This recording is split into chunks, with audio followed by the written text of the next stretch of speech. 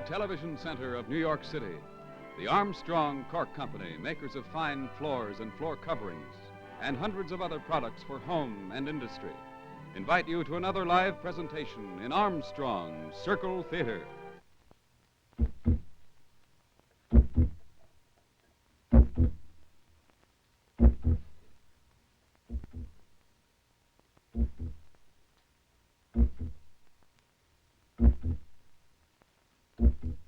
This man is a clever thief and a liar.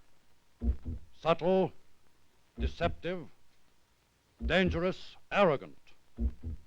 Yes, even on him the lie produces an indelible imprint. He thinks he is absolute master of his emotions. Is he wrong? Will he be trapped? You're about to see a factual, documented demonstration of one of the most effective instruments science has placed in the hands of modern investigative agencies. This is a true account of the lie detector in action.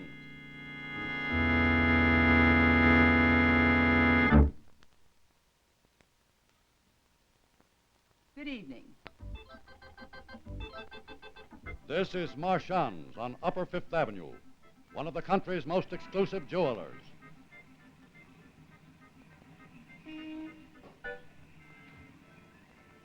It is 5:15 in the evening, closing time. Stock number 5060, dinner ring, 1 carat, marquise cut. Stock number... The man with the eyeglass is Louis Marchand, owner of Marchand and Company. Yes, the number checks. It is from the new shipment of watch movements that arrived from Switzerland yesterday. He's a fast operator. What are we going to do, Justin? This is a terrible situation. You know what would happen if this got into the newspapers. You know my clientele. One whiff of scandal, and they would never come back here again. I understand that perfectly, Mr. Marchand.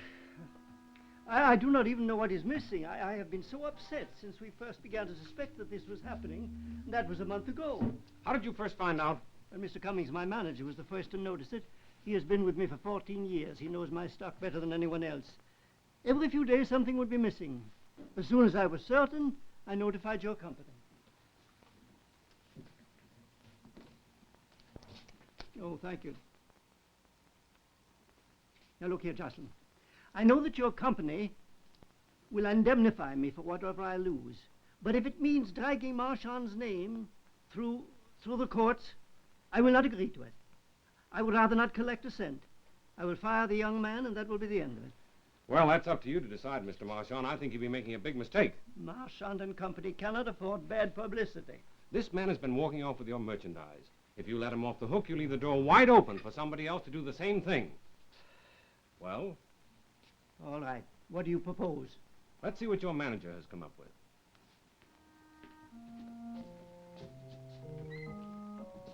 Mr. Cummings, do you have that list?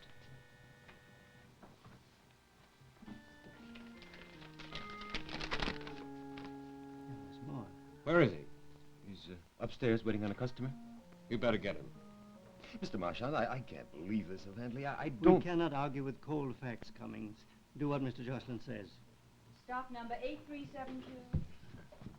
Right here. Miss Kramer, I want you to meet Mr. Jocelyn. He is from the insurance company. How do you do? How do you do? Miss Kramer, Mr. Marchand tells me that you and Mr. Handley put your more valuable items in the vault at the close of every day. Is that so? That's right. Well, a few times during this last month or so, I wanted to get away early. Mr. Handley very kindly offered to put the things away for me. He insisted on it. I thought it was very nice of him. And when you finish packing them away, do you close the vault? No, it has a special kind of a lock that has to be adjusted. We just pack the stuff away. Mr. Cummings closes the vault. I see. Thank you very much, Miss Kramer.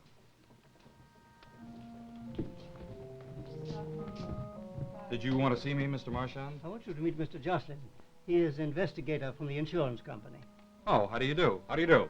Will you go into my office?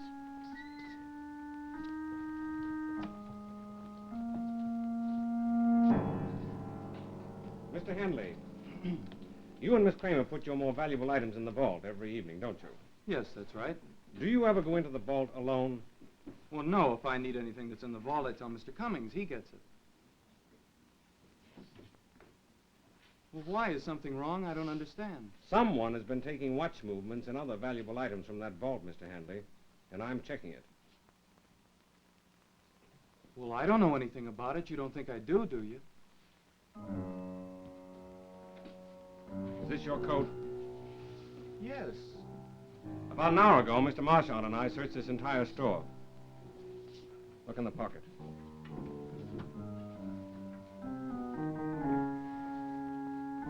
Open it up. What's the idea? Who put this in my pocket? Now listen, Handley. I don't want to listen. I want to find out who put these watch movements in my pocket. I didn't do it. You don't know anything about it. Nothing. What about this? It's a racetrack stub for a $100 bet. Look, I don't play the horses. If I did, it wouldn't be for $100. Why not? Can't you afford it?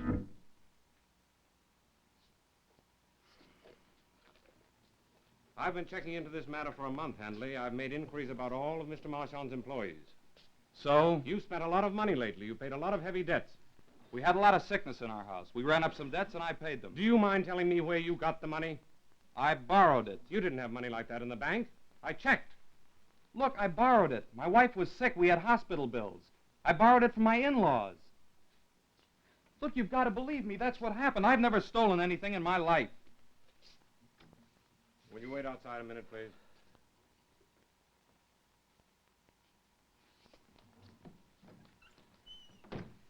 You may be telling the truth. Maybe he is. How do we know? Well, what do we do now? Well, we could turn him into the police, let them book him, but the evidence is all circumstantial. No, that is just what I want to avoid, Jocelyn. I told you, no publicity. I've only one other suggestion. Our office has found it pretty effective. What is A that? lie detector test. If Handley will agree to take one. But I told you I do not want to become involved with the police. Well, we don't have to. We can get a private agency to run the test. Oh, I don't know. Well, after all, we found these watch movements in his pocket. Yes, we did, but he says he did not put them there, and perhaps he is telling the truth. And if he did not do it, I would not want it on my conscience to do him any harm. Lie detector. Well, I want to give Handley every chance. Let's see if he'll agree. Get him in. Handley?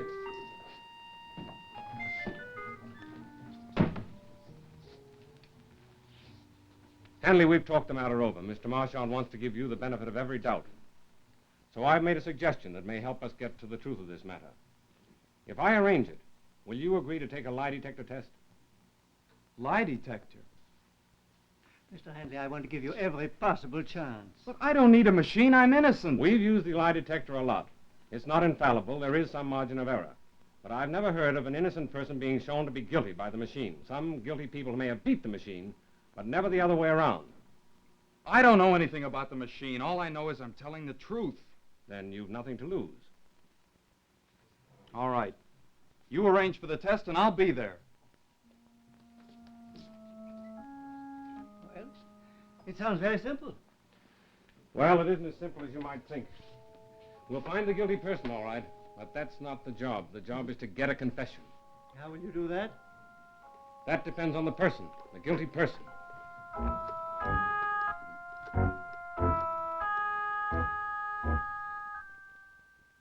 This is the Reed polygraph, a lie detector. In the past 20 years, an estimated 200,000 persons have staked their futures, many of them their lives, on this machine, or one similar to it. Most of them sat in a room similar to this, bare of decoration, small, soundproofed. The innocent are eager to prove their innocence. The guilty, arrogant enough to believe they can beat the machine. I don't mind telling you, I'm scared to death. Oh, perfectly normal. But we won't start until you calm down. The conscious act of lying creates an emotional disturbance. In 1895, an Italian, Cesare Lombroso, demonstrated that variations in blood pressure and pulse rate are present during and after the act of lying. They are present and can be measured. What's that for? This is a pneumograph tube. It measures your breathing. Other scientists discovered that the act of lying produced changes in the breathing. This, too, was measurable. Now, hold out your hand.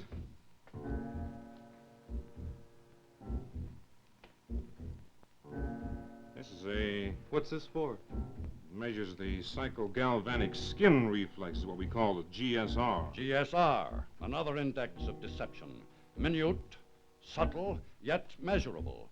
The instrument for measuring variations in blood pressure, pulse, and respiration. But it is still a machine. It rings no bells, flashes no lights when a lie is told. It makes a record from which only an experienced, competent operator like Hugh Bennett can diagnose deception. Now, Hanley, you know what we're after. If you had anything to do with the theft, I'm going to know all about it as soon as the lie detector test is run. Now, if that's so, well, I'd suggest that you straighten out the whole thing now. I know nothing about it, and that's the truth. All right. Now then, here are some questions that I'm going to ask you. You mean you're going to show me the questions you're going to ask? Certainly. Now, nothing we do will come as a surprise. You see, surprise itself is an emotion and would register on the machine. All right.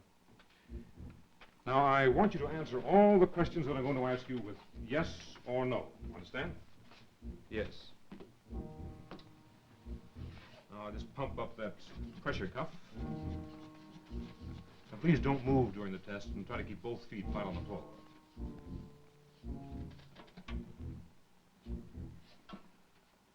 All ready? Yes. Okay. Now, don't look at the machine. This is the moment.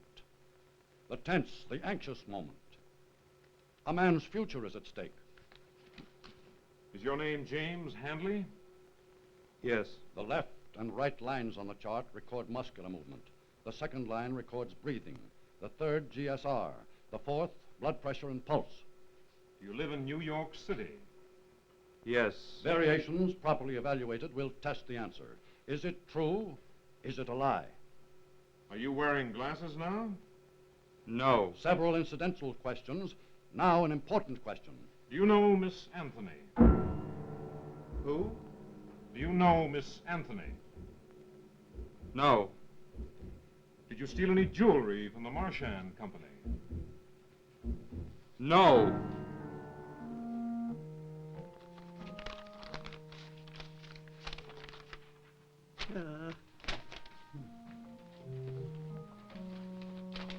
Mr. Michel is coming to examine the emerald necklace this afternoon. I should be there. Well, I'd be glad to do it for you, Mr. Marchand. No, all right. it's too late. Well, I've asked Mr. Handley to wait in the reception room. Well, what does it say? I ran 3 tests on Mr. Handley. All 3 produced the same findings. He had nothing to do with the stolen items.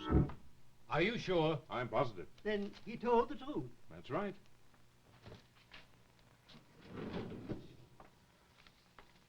You'll pardon my asking, Mr. Bennett, but isn't it true that some people are clever enough to beat the machine? They hide their emotions or something of the sort. Well, as far as we know, there are only 3 types of people who, as you put it, beat the machine. First, there's the subnormal individual with the mentality of a child of 10 or less, and a person with an abnormal physical condition. And then there's the third type, the psychotic individual. But it's almost impossible to get a reliable deception reading from him. But these cases are very rare. I'm sure that Mr. Handley isn't any one of these 3. Well, what do we do now? We're right back where we started. I think we ought to run a series of tests on everybody in the store. Everybody, I cannot shut down my business. Well, there's no need for that. We can hold the interviews after hours. Well, it'll undermine the morale of the entire store. Everybody will think they're under suspicion. We found it to be the best thing to run it right down the line and start from the top. The top? Yes. In this case, with you. I'm sure Mr. Marchand will agree with me that that won't be necessary. Well, it's out of my hands now.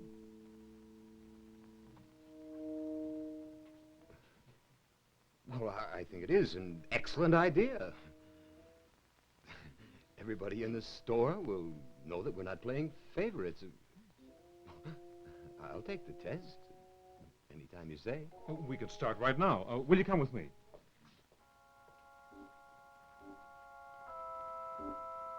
The subnormal individual the psychotic, the person with abnormal physical condition.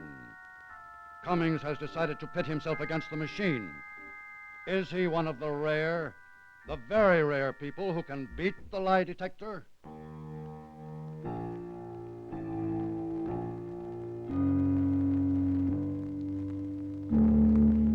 Lying is a conscious act. People lie with intent, with deliberateness, with full knowledge of their actions. They do it to becloud, to deceive, and, as is the case with Cummings, now to escape the consequences of truth. Is your name Edward Cummings? Yes? You live in New York City. Yes? Did you steal any jewelry from the Marchand Company? No. A lie. But the machine has not recorded it. The blood pressure does not rise. The respiration line does not flatten. Is this the one man in thousands who has abnormal control of his emotions? Are you the manager of the Marchand shop? Yes? Did it rain today? No. Did you steal any watch movements from the Marchand Company? No. A lie again. But the pattern of deception does not register. Cummings is beating the machine.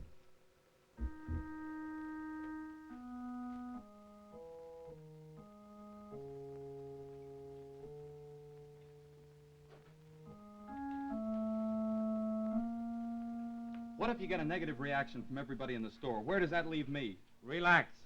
We'll get the right man. Yeah, but what if you don't? Is that going to put me back under suspicion? Well, I don't know, Hanley. We must wait. Bennett's an experienced operator. He knows what he's doing.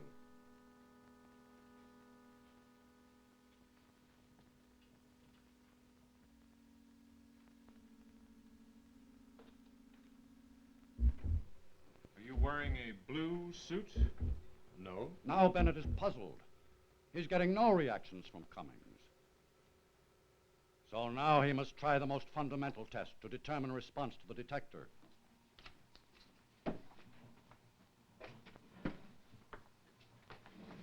I want you to take a card. Don't let me see it. Card tricks? Well, you might call it that. Now remember the card that you pick. And put the card back in the pack. All right? Yes? Now I want you to answer no to each question that I ask. Understand? Oh, no, really. Please. Well, very well. Was it the two of spades? No. Was it the six of diamonds? No. Was it the jack of spades? Cummings senses a trap. His confidence in his ability to beat the machine wavers. Was it the jack of spades? No. A lie. For the first time, his pulse, his respiration, his skin reactions register. And by this simple test, Bennett has proven to himself that he can get a deception reading from Cummings. Mr. Cummings, now I'm going to ask you question number 7. You see it there? Yes? All right. Do you know Miss Anthony? This is the key question. Only the guilty man knows Miss Anthony. Now again, Cummings must lie, but the lie must remain unrecorded. I never met anyone by that name. Well, just answer yes or no, please. Do you know Miss Anthony? No. Did you steal any watch movements from the Marchand Company? You've already asked that. Or did you steal any watch movements from the Marchand Company? No. The pattern of deception is apparent now. Cummings is no longer master of his emotions. He's weakening, breaking down.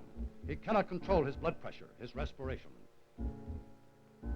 Now, Bennett knows that Cummings is guilty. Mr. Cummings, that card test I asked you to help me with. Your card was the jack of spades, wasn't it? Yes. Well, what does that prove? You lied. I didn't. Of course you did. I have the record right here. You lied when I asked you if you'd stolen any jewelry from the Marchand Company. You lied when I asked you if you'd stolen any watch movements from the Marchand Company. You lied when I asked you about Miss Anthony. I've made thousands of these tests, Cummings. I know a deception reading when I see one. You can't beat the machine, Mr. Cummings. Now, why don't you admit that you took the jewelry and help straighten the whole matter out? Don't be ridiculous. Mr. Cummings, I want to show you something. This is the record of the card test. Now, look here. This is when I asked you if you took the jack of spades. This line is your blood pressure. You see how it went up? This is this is the breathing. You see how you relaxed once you told the lie? Yeah, but you instructed me to lie. You asked me to say no to answer every question. Not to every question, Mr. Cummings. Look, I'm not stupid. I don't care what your machine says. Lie detector evidence is not acceptable in a court of law. You can't do a thing to me. You're mistaken, Mr. Cummings. True, we can't convict you with lie detector evidence. But the important thing is that we know that you're guilty. You know what'll happen? Mr. Johnson is a clever investigator. He'll never let up. He'll keep on digging. And by the time he's finished, he'll know more about you than you do yourself. And he'll have the evidence to convict you. One other thing. You realize, of course, Mr. Cummings, that you're the only one who could possibly have known about Miss Anthony.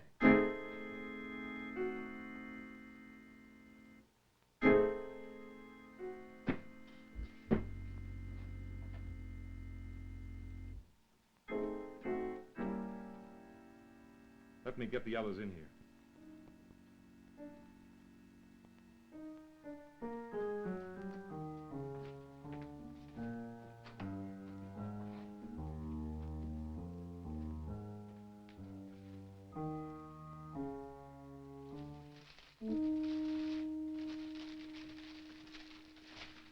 Bennett tells me you have something to say to me.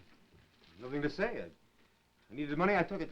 Why, Cummings, I always paid you a good salary. Wasn't enough. And I trusted you. What did you do with the money, Cummings? I did a lot of things. First, I used it to pay back bills. Then, a funny thing happens to a fellow when he steals.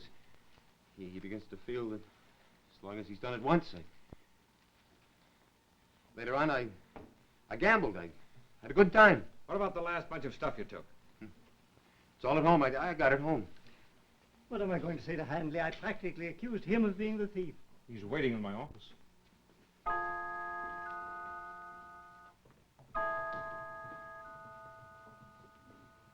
Mr. Handley, I can't tell you how sorry I am. I understand. Thank you. Well, I just want to say thank you. It's quite a machine. Oh, by the way, who's Miss Anthony? Oh, ask Mr. Joslin. Mr. Joslin? I was just wondering who Miss Anthony is. Remember this racetrack ticket? Found on the coat room floor? Not very often you find a $100 pari-mutuel ticket. It was worth checking up on. And, Miss Anthony? It's a 2-year-old filly. Put $100 on her last Saturday. She ran out of the money.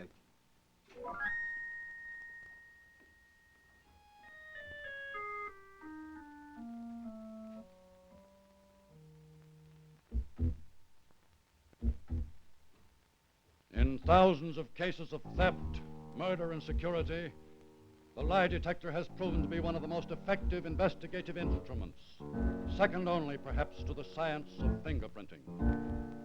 You have just seen a factual, documented demonstration, a true account of the lie detector in action.